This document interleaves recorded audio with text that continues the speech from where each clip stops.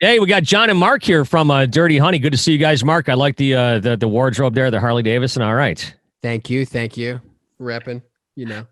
we've talked about this before. That you're like my long lost son. You ride Harleys, you play hockey. We're even reading the same book at one time. I know. I'd be proud to be your long lost son. That makes one person. John, how are you doing, man?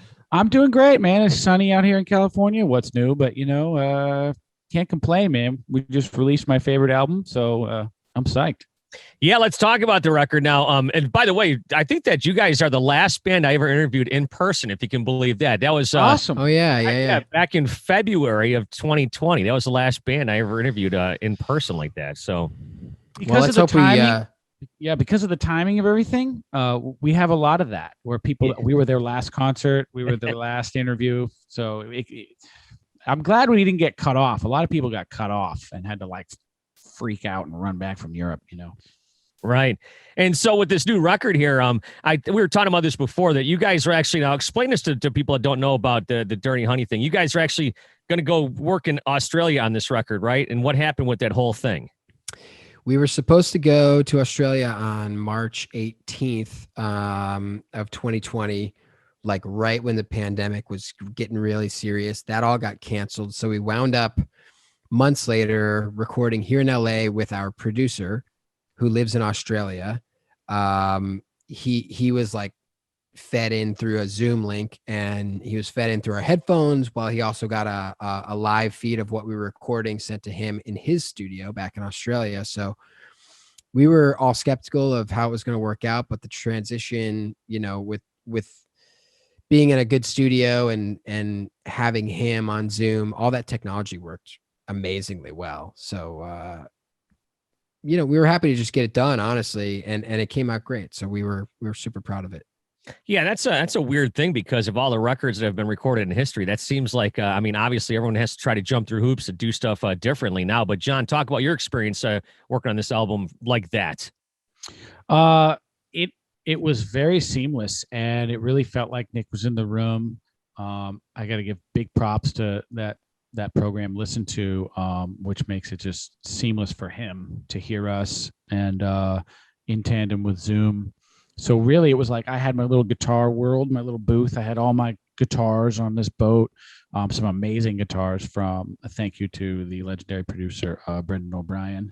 And I had my little amp stack, just the heads. The speakers were off somewhere else. And basically like this, I had the headphones and I had a talkback mic and I had him on Zoom, and it was just like this. And it was we do a take, and we could even hear him during the take. He'd be like, stop, if we didn't.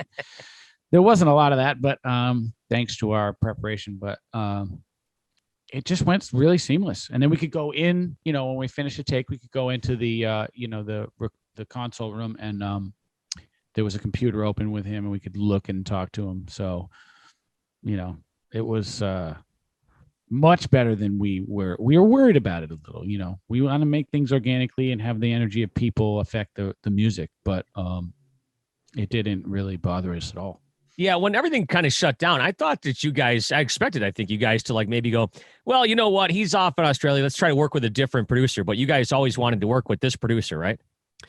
Yeah, that had crossed our mind, obviously, but ultimately with the success of the first EP, we all decided, like, let's do everything in our power to try. And we did, and we're all super happy we did it that way, because it really wasn't that much different. And he set us up with a great studio and a great engineer in Tom Sorowski, and everything worked out great. So now with this record, at least what I've heard so far, I've listened to it a bunch of times, but it sounds like, obviously, and this is going to sound a little cliche, but there's a little bit of a growth in the band. And some of the stuff has like this Black Crowes feel with the organ and the backup singers and all that kind of stuff. I'll talk about that a little bit.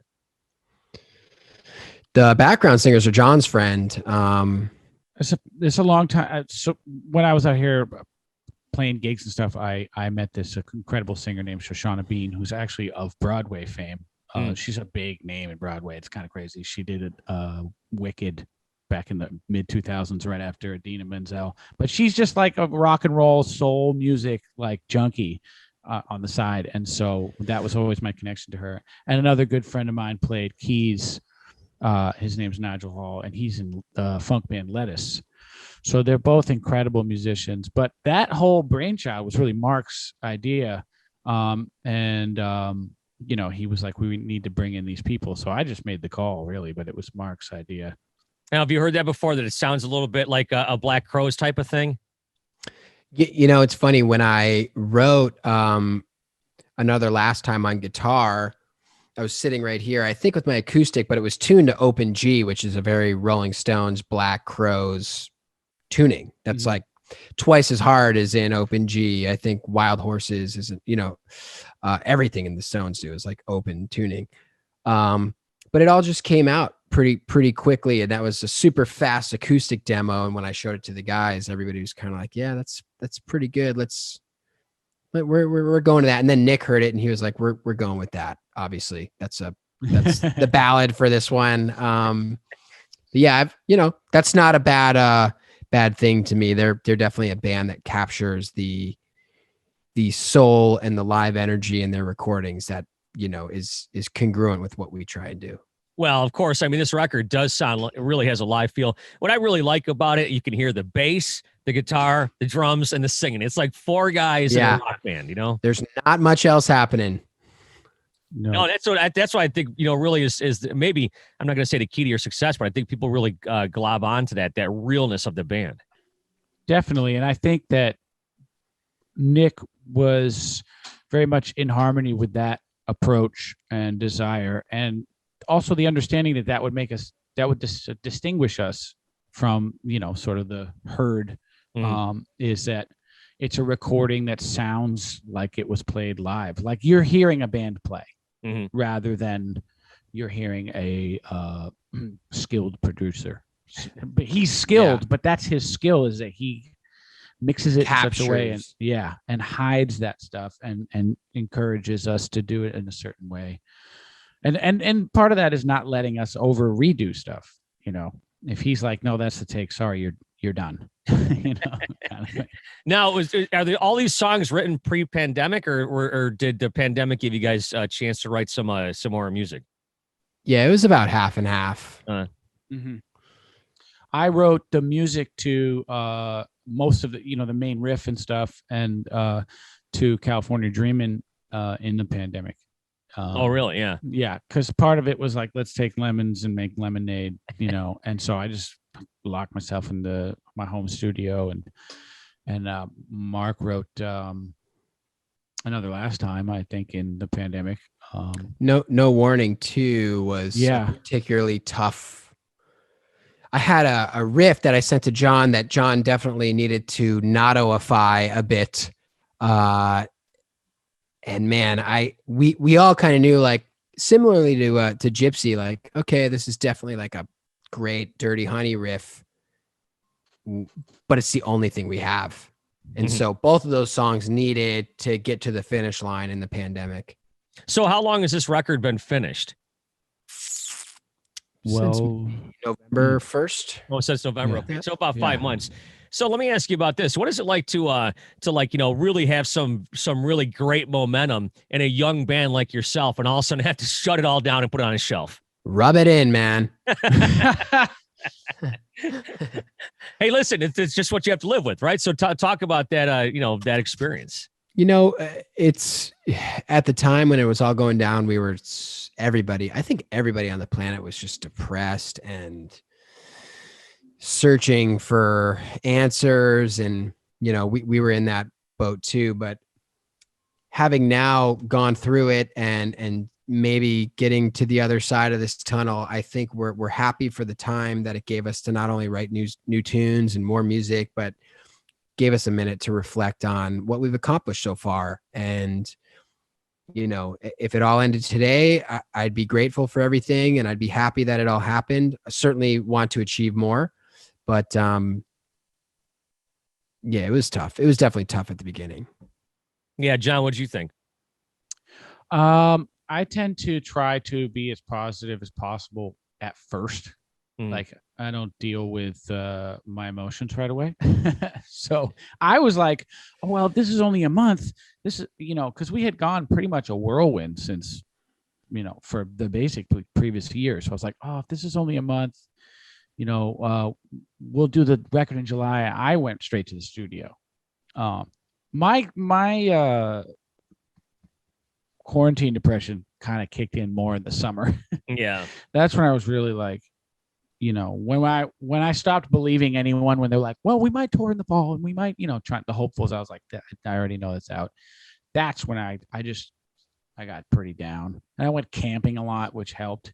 And just took a big break from being around my house and being around people. Nature is always like a refresher for me. Yeah, I was gonna say, Mark, didn't you go to like Alaska or something?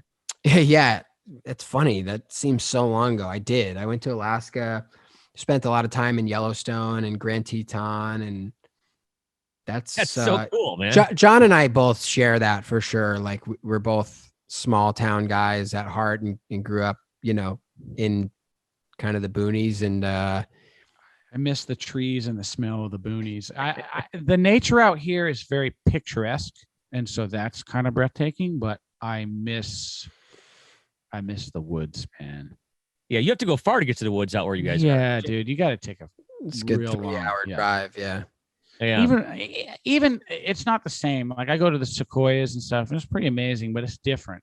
Like I want that moisture in the air. I want those leafy greens, Yeah, I got to get to Alaska and Yellowstone, like you guys were talking about. Somebody I know actually just recently went there.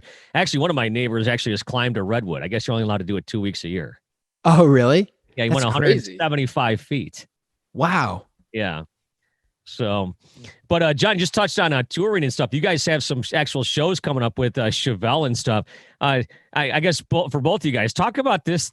They're talking about like selling pods and socially distanced concerts, and I don't know. You guys just excited to play, or is it just? Tell me about that. I'm excited to play. I know Mark is. We're very excited to play. I hope that we don't have to do pod concerts personally, but we'll see how it plays out. I just saw a video in, I think it was Thompson Square Park in New York from a couple days ago, that like 3,000 people showed up to this show in the park, and just insane. I hope people are respectful.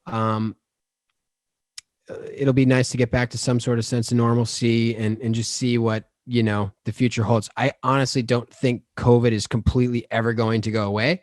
So we just have to move forward and figure out what the new norm is, and that's what we're trying to do.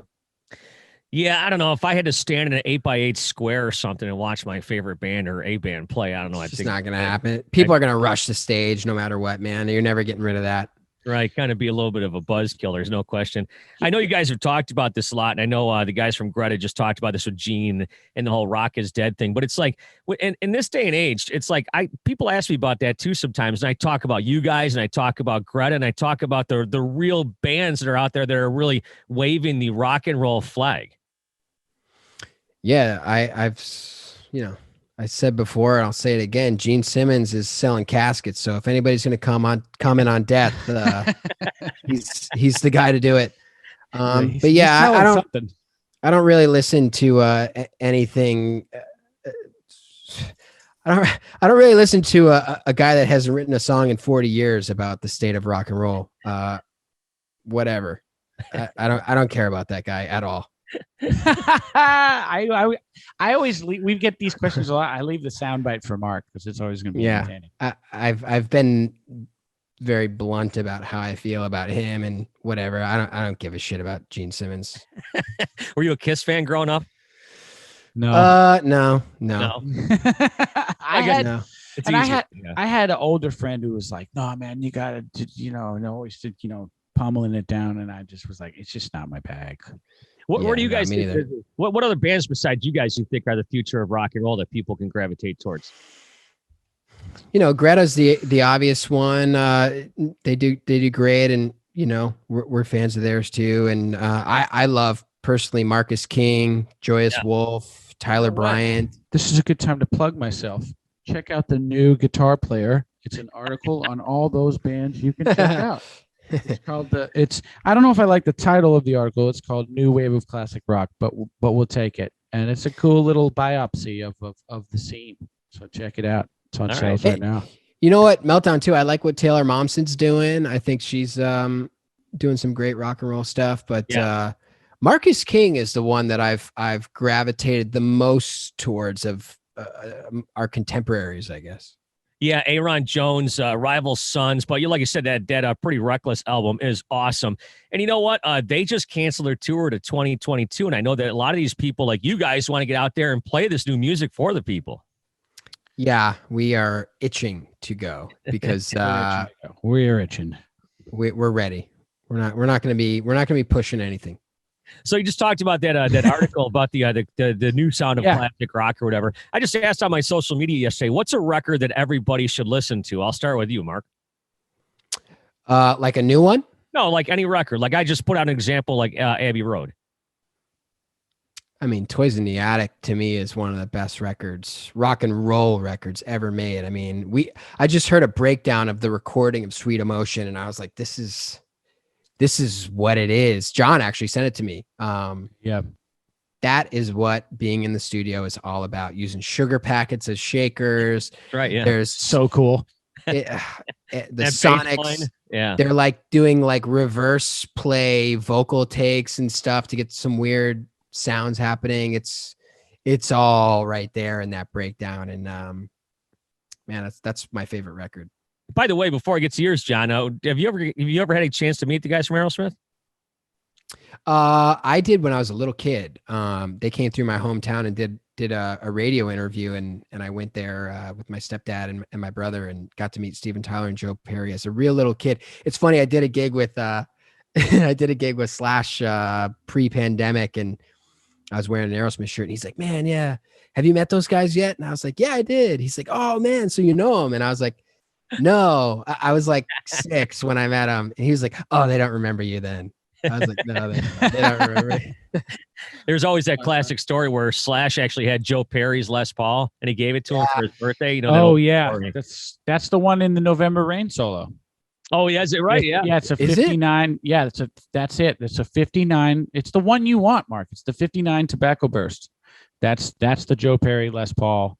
And I want that guitar so bad, Meltdown. Get this though. Get this. Slash bought it for $8,000.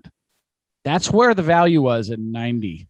For 59 Les Paul. Yeah, Joe Perry was looking for it and couldn't 59 find it. Les Paul. He bought it for like $8,000 or $10,000, somewhere in that range. Definitely less than 20. But 8's the number. It's in the book, Slash's book, which I read. But yeah, and then he just out of guilt and an adoration, because Joe bugged him for it once he figured it out. But he's you're my hero here. Happy so birthday. Slash gave Joe Perry like a $250,000 guitar for his birthday. It was actually his guitar. Yeah. Well, it wasn't his by rights. I mean, if it just was. It had been his, and probably sold it during tougher times.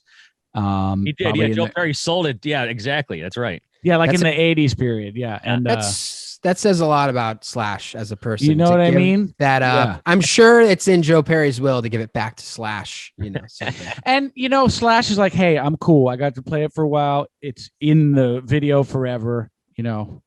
We're good." Oh, that is cool. So, John, what's a record you think everybody should listen to?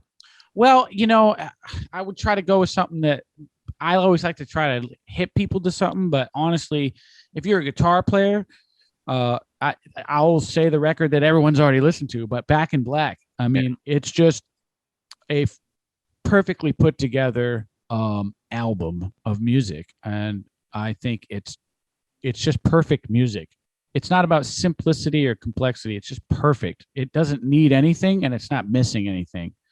And from an arrangement standpoint, between the guitars, it's genius, and also just intros and how the band starts every song.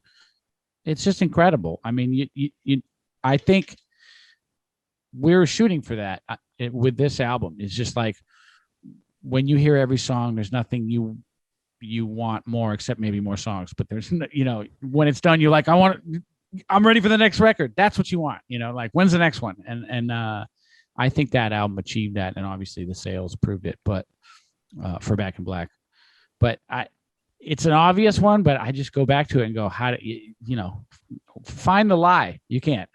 Yeah, that's right. Well, that's a great record, no question about that. But tell you what, we'll wrap it up here with you guys.